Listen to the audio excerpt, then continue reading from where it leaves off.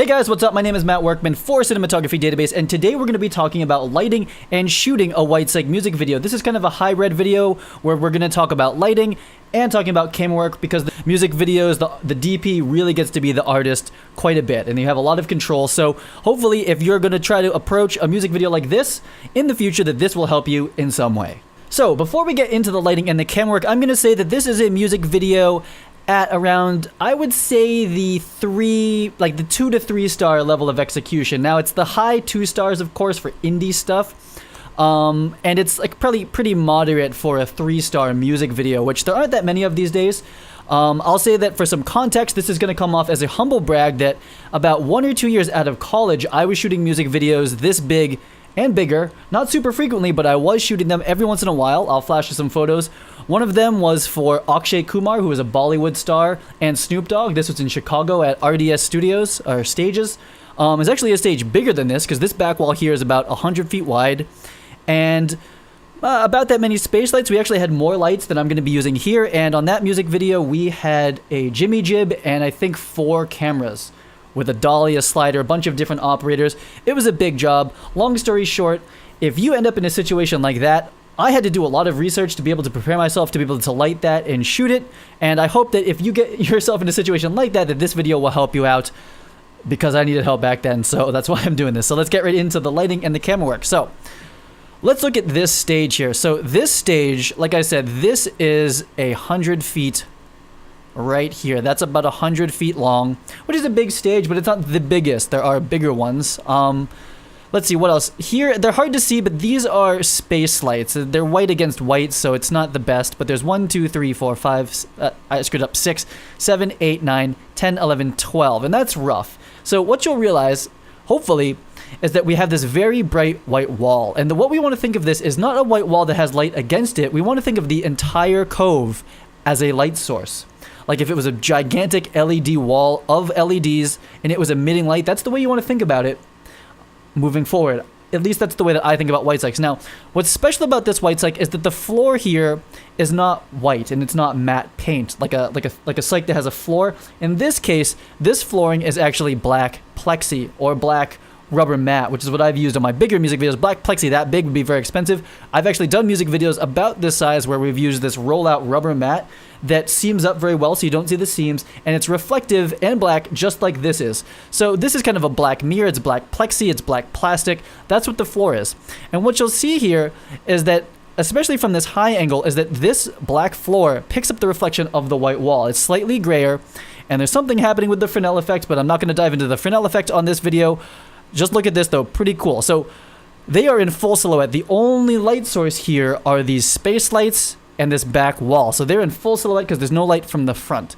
So the first thing we're going to do here is we're going to add this over here, and this is going to be 2 ARRI T12 12K tungsten Fresnels. Both of these lights are going to shoot into this 20 by frame here.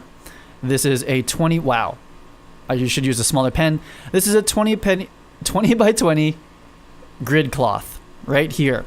And that is the only active light we're going to be using on this music video. It's coming from the side. And then let's look through the camera at what effect that has.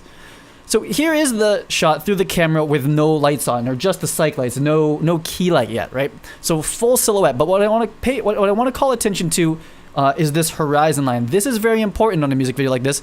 This is going to be pretty subtle in real life, but in CG it's a little more defined. It's the line where the reflection starts and the white ends, right? So very important where you place that. It has a lot to do with, in my opinion, how an art-directed White Cyc music video like this goes down. Fully silhouette, but you'll see that these drums picking up the reflection of the cove here, and also the cymbals picking up some of the reflection, and he is having his face, because it's probably a little bit shiny, is having reflections right into the white wall as well.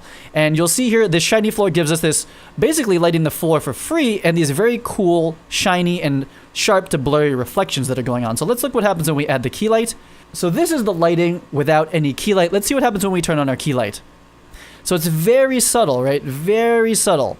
What we have here are these beautiful silhouettes, and the human mind, the brain, your eyes, you are dialed in to recognizing silhouettes. I think this came from when we were like hunters and gatherers, and like you're hunting in the woods, and you looked off in the horizon, and from really far away, you could either tell that a silhouette was a deer, and you're gonna go get that deer for dinner, or it was another human. You had to get ready to fight, ready to brawl. That's the psychology or physiology evolution of silhouettes that I've heard, and I completely buy it.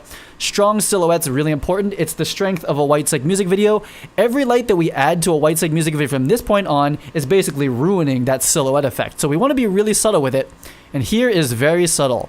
Now that huge light, it looks like it would be adding a lot of light, but it's actually really far away, and that has to do with the fall off. With the scene that you're lighting a volume that big, you actually have to keep the light source far away so that the fall off is less. I'm not going to get into the math behind it, but here is the way that I key these type of music videos. You'll see that it's still basically silhouette. We've basically added like 2 stops, from darkness into the scene. Still very half lit from the side. This is the look we're going to move forward with, and I'm going to show you some coverage and some music and some coverage and some different ways that we affect this lighting without having to do too much more. It's a really powerful technique, and I will say that if you go and execute this music video style on a smaller budget or a budget that's just like this, it will get you work. This type of lighting got me work early on, and it continues to. It's actually really cool for like an Apple commercial or anything that's like a glossy studio. This is what we're going for here. It's going to be a black plexi floor with a solid white. Blow it out. 2 stops over, 3 stops over, 4 stops over, whatever it takes on your camera. Blow it out. Maybe talk to your colorist. Blow out the back wall and let it reflect into the floor. Let's move on to the next part. So what I'm going to do here is one camera move. So here's another view of our set. And here's our Fisher Dolly down here. Should I draw on it? I guess so. Here's the Fisher Dolly. We are on an Alexa, and so you know that first shot that we framed up, and this shot here is going to be a 32 millimeter. So this is an Alexa at 16 by 9 HD. So not open gate or any of those weird ones, just the standard 1080 Alexa. And this is a 32 millimeter spherical lens, and we're going to be cropping the 240 squeeze here. So we see again our big lights over there, our one light source that's a big 20 by 20 frame, and this silhouette section here. So the camera is going to dolly in like that and dolly back. This is what I would call the moving master shot. You're going to be using this quite a bit. So let's look through the camera at what that looks like. So here it is again, our almost silhouette shot, but with a little bit of fill in there. And this is the wide. And what I'd like to call out here is that look at the distance between, should I draw on this? It's going to throw out the effect, but the distance between here and the distance between here is the same. That's how you frame up an ultra wide like this, in my opinion. I'm actually going to delete those because I think that's going to distract later. And then the camera moves in, and now we're at what I would call kind of like a commercial full shot or a commercial head to toe. So again, even headroom, even foot room, basically the same shot, just a little bit closer. This is enough so that you could use this for a commercial and still see everybody and see like your A-list talent there. And then we push all the way into kind of a 3/4 shot. You would normally cut out before then. You might even dolly all the way in to a medium shot or closer, but in that case you would probably see, because you're starting this wide, you would see the track. So actually to move from this shot all the way into that shot and further, actually you would need a techno crane because you would see the track of the dolly. So we'll look at this again really quickly. Ultra wide, head to toe, 3/4 shot. So that is the dolly move that I would suggest. Definitely start there. And let's move into our hero's close-up. So this is going to be the most important close-up of the entire music video because this is the lead actor. This is the star here. We want this to be right. And what we're going to do is, because the key light is to the right side, we're going to move the camera to the left side of the talent so that the key light is a far side key. And you'll see what that looks like right here. So here's the camera position. We're about head level. We're pretty level on the tilt, not much going on there. And we've got a little bit of a tilt to the right. So let's see what that looks like here. That's going to look like this. So pretty cool shot. I like it. I like it a lot. What is very clean about this is this profile here. This line that is basically his face against the white. That's what we want to preserve. And what's also strong in this type of music video, and I'm very much influenced by Flyleaf and Foo Fighters. I'll link to some of the music videos that are kind of like this in the bottom, is that when you do the coverage of this, you don't typically do singles, or you do every once in a while, but I think what is really strong is to have one person here, and then because it's a widescreen frame, you have another person on the other third.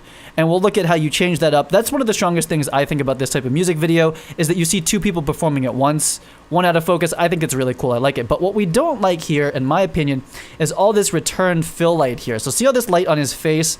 All this stuff, we don't really want that for him. We want to make him a little bit more heroic. So how do we get rid of that? We're going to add some negative fill. So here we have a big 12 by 12 solid, and you put it right up next to him, right into the point where the flag would be, or the solid would be in the frame. That's what's going to go down. So let's look at it. Here is the shot without the negative fill. There is the negative fill.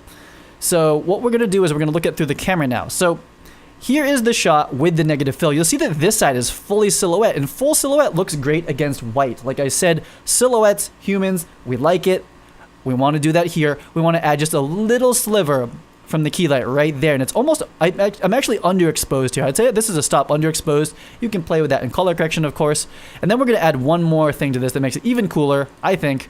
So here it is, no negative fill. Look at the hand. Look at, this is kind of messy. I don't really like this core shadow that's going on there. Boom, negative fill.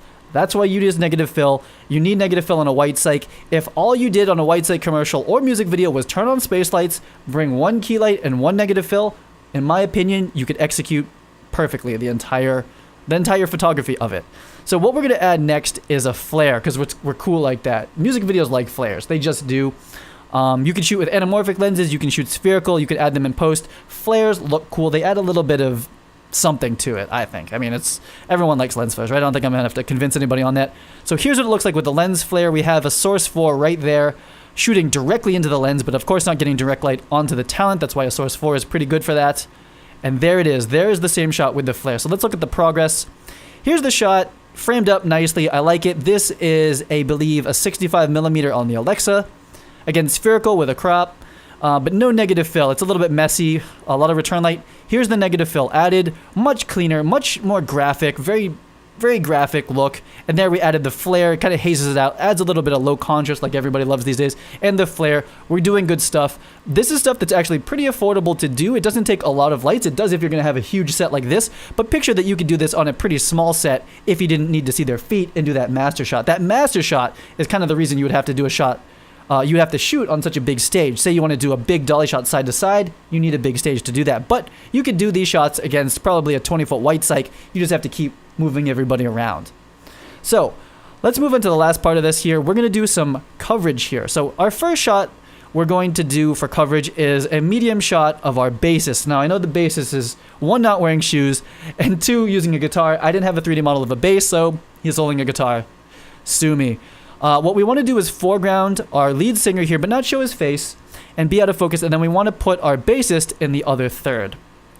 And that's going to look like this. So I think that this would actually cut pretty well. We would cut from like this wide shot to the singer, back to the wide shot, and back to the bassist, that sort of thing, right? So I think that these all feel kind of similar in that way. And that was the idea. So we're kind of keeping one person on the third and in focus, one person on the other third, or foregrounding them. And it gives us a little bit of perspective to where they are. Because if you just do singles the whole time, I think you lose a little bit of the strength of this triangle formation that we're doing with the band. I'm not going to talk about band formations. There's a lot of different ones for music videos. This is a triangle formation for a 3-person band like Muse. Pretty straightforward. Here's our last piece of coverage. This is our drummer. Now he's going to be a single, and normally these people would go take a break, of course. They're not going to actually be performing while you're shooting the drummer. What I'm doing here that I normally wouldn't do on most of the setups is I'm actually above his like midline here with the camera, and I'm tilted down a little bit, and I'll show you why I want to do that. I would rather have the camera not tilted, and actually I don't like seeing so much. This is the curve of the cyc, that horizon. It's kind of subtle.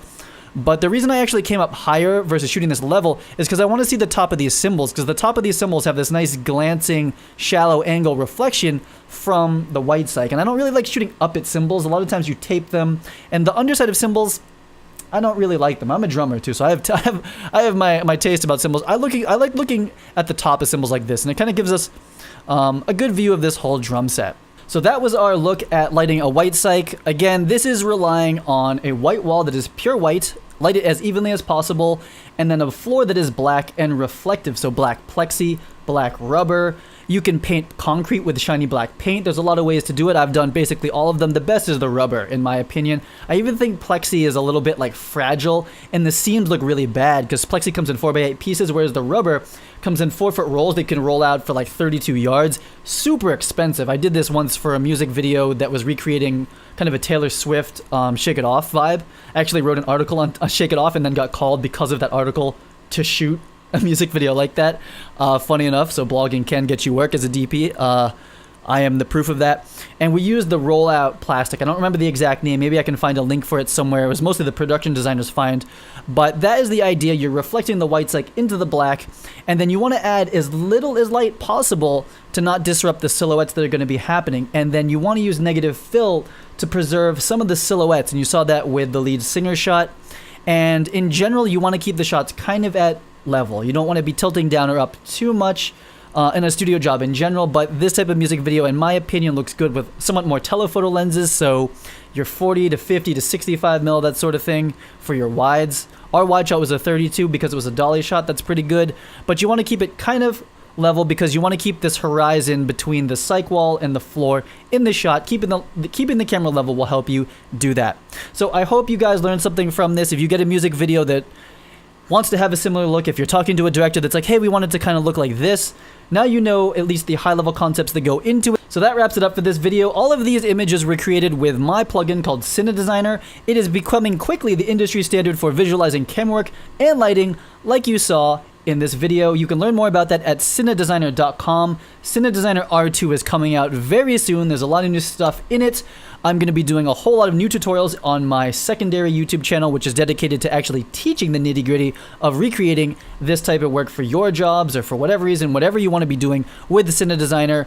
It's coming out pretty soon. So if you like the video, please subscribe to the channel. We've got a lot more coming. If you want to learn about cinematography, I really don't know a better place to do it than right here. Give us a like, give us a comment about some music video stuff that you like. What are some of the looks that you have interests in? I can basically take a still from any music video, and without the BTS, I can make a video like this explaining it. And if you're wondering why it's so noisy in here, that's my AC. It's on full blast. I think I'm starting to sweat now. And that's because I think it's literally like 105 degrees outside.